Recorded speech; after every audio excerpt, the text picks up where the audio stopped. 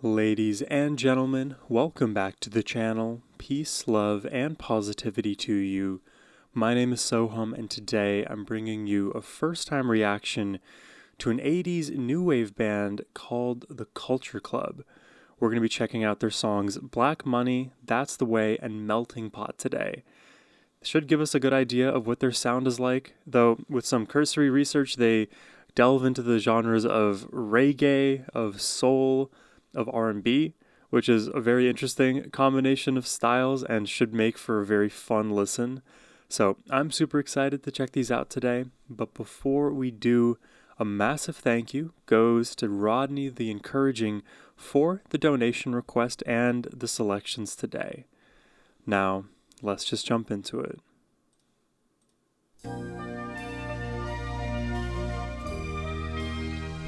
And I know that we've got Boy George and Helen Terry on vocals. So I expect a kind of duet going on throughout this.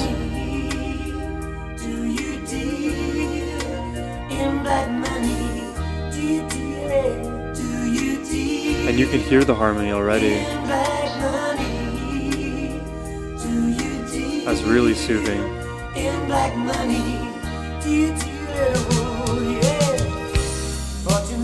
You cross out every emotion, standing right behind a shadow of devotion. You know, immediately I'm sort of reminded of what you may hear when you listen to Prince, at least in terms of the soul. There's a little less funk in this, but very reminiscent of Prince. Somebody else's life cannot be mine, but when you love someone,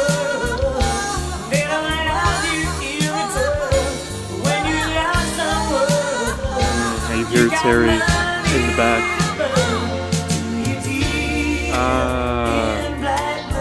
That is a nice simple chorus. I like it.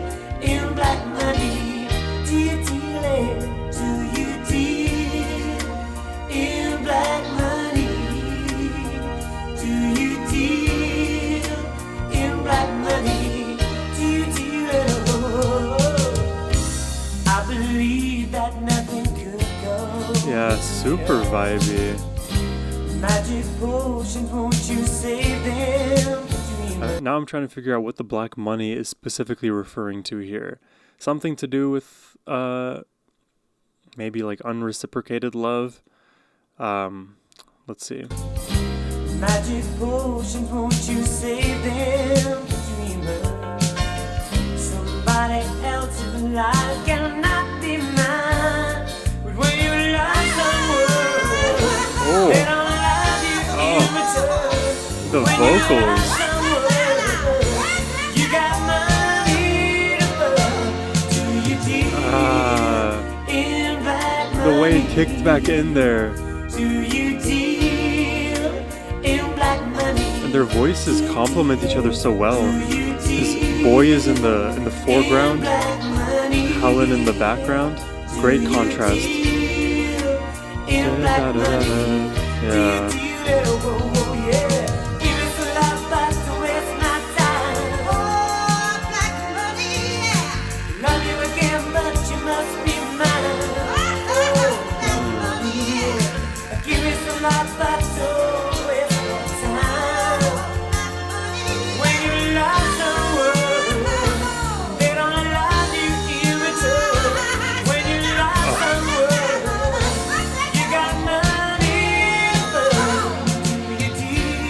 Wow, and then always bringing it back.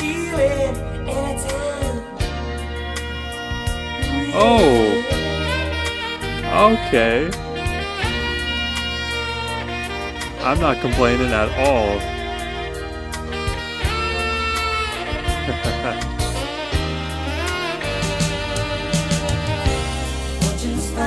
Wow, that was really nice. Didn't know we were gonna get that. Right behind a shadow of devotion, somebody else's life cannot be mine.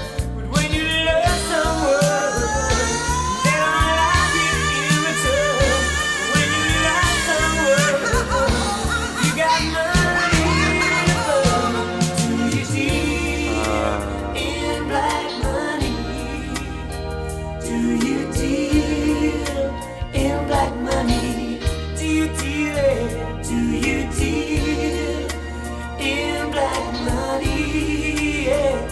This melody just gets stuck in your gray matter.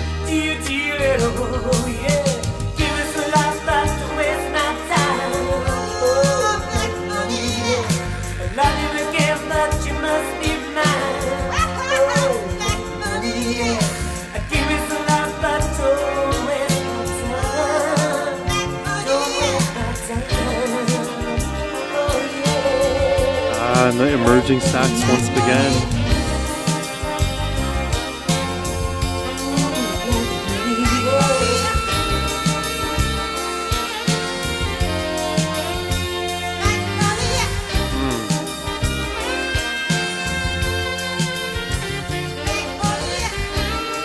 Oh, we're gonna get a fade out here.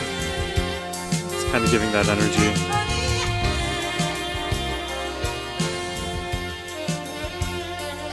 Yeah, things are quieting down.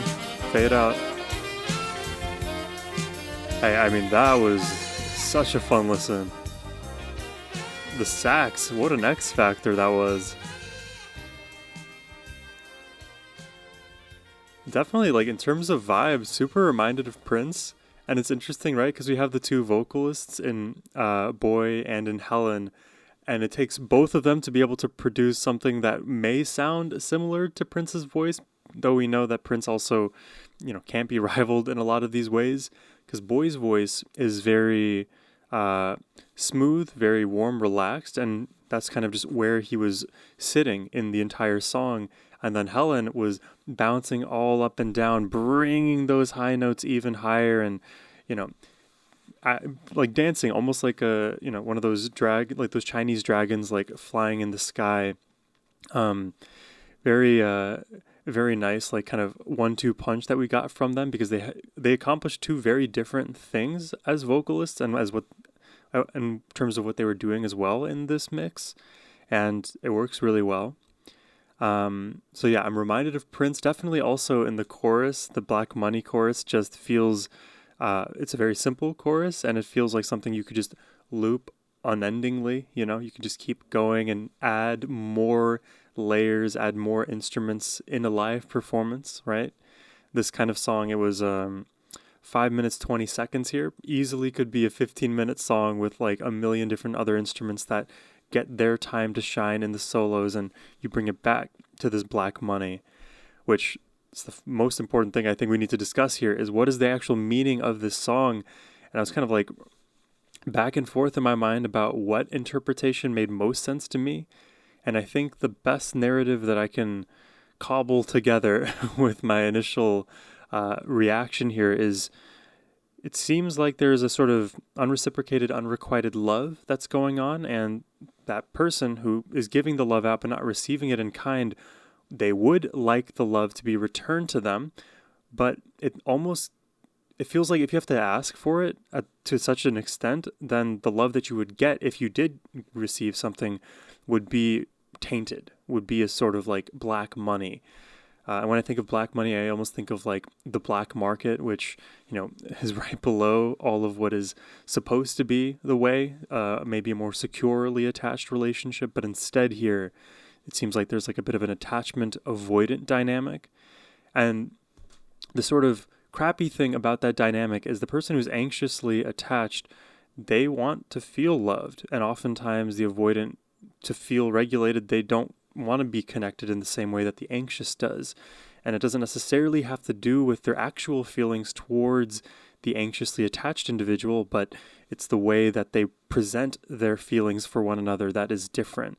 So the person who's anxiously attached may not perceive the love that the other person is maybe literally giving them as love truly, and instead more of a sort of black money situation.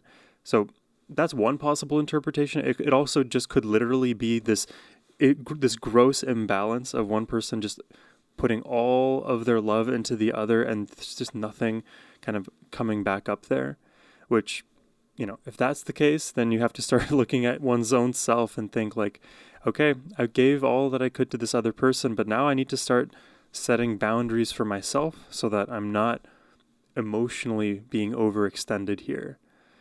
That's my interpretation, so let me know if you agree or disagree with that. But a great first intro to Culture Club. Very vibey, super relaxing melody, and vocals to die for. Super fun. Let's check out That's the Way.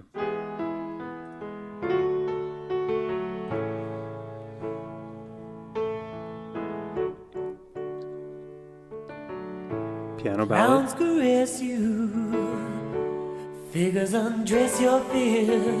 Clowns caress Just you. a crowd beyond emotion, shedding tears as big as the ocean. Don't say you didn't hear us calling. Ooh, you'll be sorry in the morning when we tell you Mama had tears in her eyes. She's the only one who never cries. That's the way we destroy it, baby. Did you hear that harmony? Shout it out, shout it out. That's the way we destroy it, baby.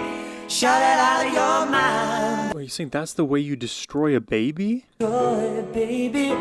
Shout it out, shout it out. That's the way we destroy it, baby. Shout it out of your mind. That's the way. What? That's the way. Wait. That's the way you destroy a baby? So, because we had the reference to the mother never crying, but this time she had tears in her eyes. Maybe it has to do with like the parent kind of squashing the ambitions or dreams of their child, or like exerting so much control that the child loses their autonomy, a bit of their identity. I don't know. That's the way. I was not expecting this. If I address you and you see me in the shadows falling, call, caress me. Hey, I woke up on my own this morning. Don't say you didn't hear. Call, caress me. Hey, I woke up on my own this morning.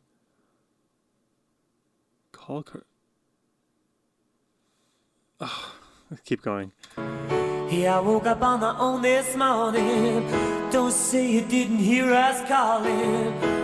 Ooh, you'll be sorry in the morning when we tell you Mama had tears in her eyes. She's the only one who never lies. That's the way we destroy, baby. Shout it out, shout it out. That's the way. I don't understand this. Baby. Shout it out of your mind. That's the way. The melodies and harmonies are so nice. That's the way. The piano's nice too. I'm losing out on the meaning though. Oh, nice chord. I'm gonna try to help you, baby. Try to help you, yeah. I'm gonna try to help you, baby. Try to help Oh, go, Helen. I'm gonna try to help you, Only try to help you. I'm gonna try to help you, Only baby. try to help you. I'm gonna try to help you. Only try to help you. Oh, dude, Helen is gonna try to crushing help it. you. Only try to help you. I'm gonna try to help you.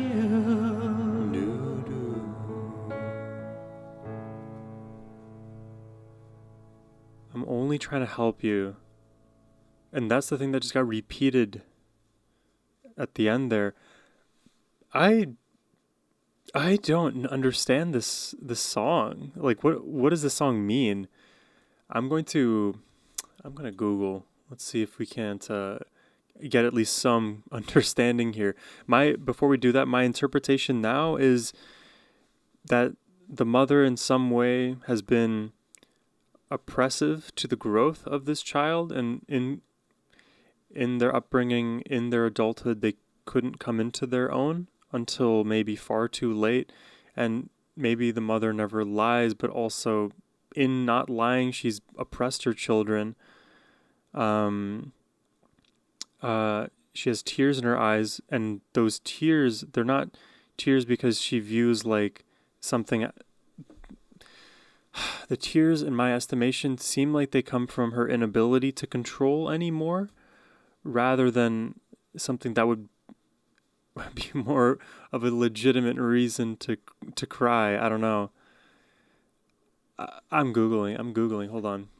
Let's see if we can't find something. Okay. On musicsmatch.com, they say, That's the Way by Culture Club delves into the dark and disturbing theme of emotional and psychological destruction, using metaphors like clowns and figures to represent manipulative forces. The repeated phrase, That's the way we destroy a baby, underscores the chilling process of breaking down someone's spirit. Okay, so I guess it doesn't have much to say about the mother in this little blurb here, which may be all well and good. It could just be a more broad discussion on what people do when they try to control you using manipulation and those kind of like dark triad traits. It's very sad, and oftentimes people like this can get away with it quite easily if they find the right victim who doesn't have their own value system established or enough self-esteem to kind of hold their own, and they feel shame just for being themselves, and slowly but surely they lose their identity, they lose control of their lives, and even at a subconscious level begin to second guess everything that they think and feel, and to be in that almost like perpetual state of not knowing what your own truth is. That is like a version of damnation that keeps years off of your life. And that's the way, what is the full lyric? That's the way you destroy a baby. That is harrowing. And man, again, Boy and Helen's vocals, super amazing in this, especially Helen, just launching her voice into those higher registers with no problem at all, a lot of power to support her. And in the context of this composition, it is just Boy's relaxing voice and the super warm keys that we hear her voice against. So that contrast is extremely stark. It's almost like if you were to draw another analogy, it's almost like her louder voice is like the inner child screaming out, trying to push against that glass ceiling that has been imposed onto them. It's like sort of a cry for what is possible if you allow your spirit to just be free rather than oppressed by whatever manipulative and damaging forces that are out there. Wow, that was a powerful song. Given what we heard in Black Money, now I'm starting to see maybe at least a surface level theme of our own emotional capacity in the context of relationships, whether it's a good relationship, a romantic one, or a more controlling one. I guess in the first one, it was more of an unrequited love kind of a situation. We'll see where we end up in Melting Pot here. Let's check it out.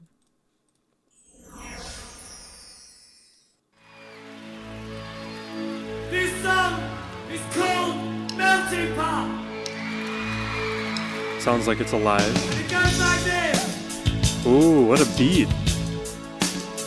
Bass super pronounced.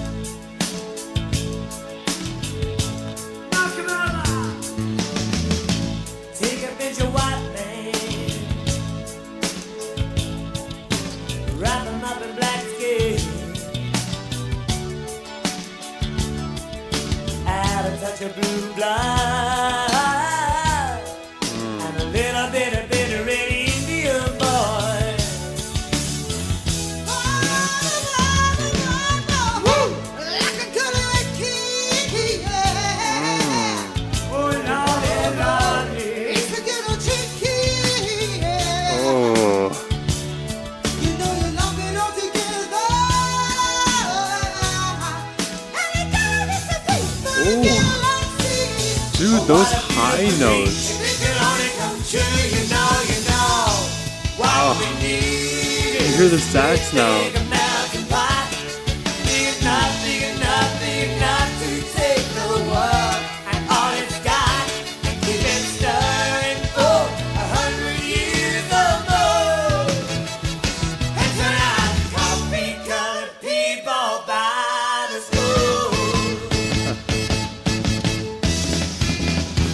What is the coffee colored people. So implying that like if all of the world were to like become like if we accelerated like further into the future and we all joined this like racial melting pot, then our average skin tone would be like a sort of coffee color. I think I remember seeing a study about like what the average human would look like in like 2100 or something, and the coffee color skin tone was definitely a part of it. I think that's what they're referring to here, and that as being a good thing, as us blending our culture, our humanity, that kind of like appreciation of unity rather than constant division. Colored people by the school.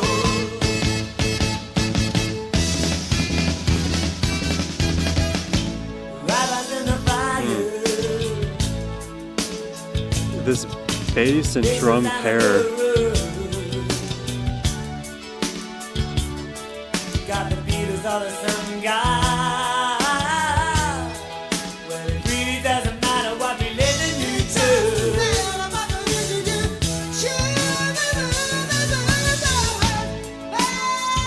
Oh my god. Dude, Helen is crazy good.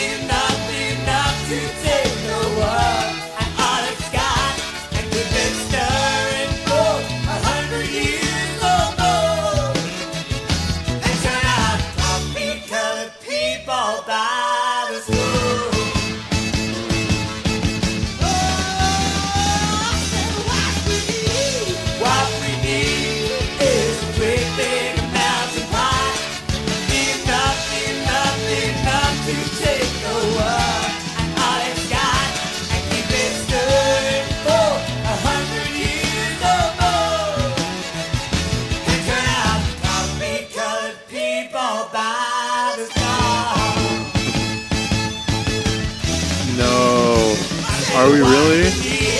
You're getting electric guitar?